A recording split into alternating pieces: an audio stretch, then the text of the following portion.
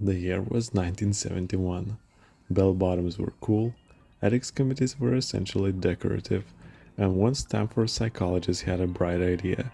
What if we turn a basement into a prison? Because apparently, if you can't get funding for research, you can always just emotionally scar college kids instead.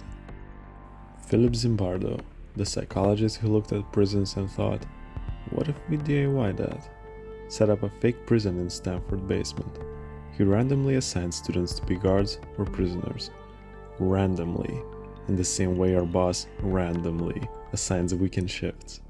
The guards got sunglasses and batons, the prisoners got numbers, smokes, and trauma. Within a day, the basement ceased to be science and became something else entirely. Policies existed, although mostly in spirit. Guards improvised punishments, some prisoners faked distress just to get out early.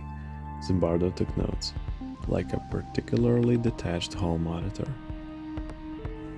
Here's authority, now go be a dick about it. That was essentially the briefing guards received. Zimbardo told them to act tough. They did, predictably, poorly, and with enthusiasm. Guards were given some basic rules. Beyond that, they made up punishments as they went along, and somehow, people mostly went along with it. Mostly because nobody had a manual on how to behave when put in a fake prison in a college campus basement.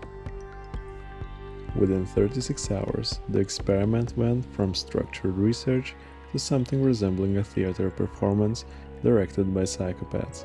Guards yelled, prisoners panicked, and Zimbardo just observed. Breakdowns, abuse of pretend power, and panic stacked up quickly. A few prisoners faked compliance to survive, while some guards treated it like an all-you-can-abuse buffet. Everyone seemed to forget it was pretend. Or maybe they didn't care. Maybe deep down, they enjoyed the chaos.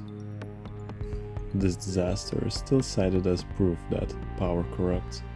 But as we already know, that's misleading. Zimbardo told the guards to act tough, some prisoners faked breakdowns to leave early, and some guards already had a streak of authoritarian tendencies. In other words, power didn't corrupt. The setup amplified pre-existing traits. That's it. But dramatic footage, stories, and textbook summaries give the experiment a legendary status anyway. And yes, it's often treated like a morality play. Watch what power does to an ordinary human. Reality? It mostly shows what happens when you give sunglasses, batons, and zero oversight to young adults. The takeaway? Don't let your science project resemble a dystopian reality show.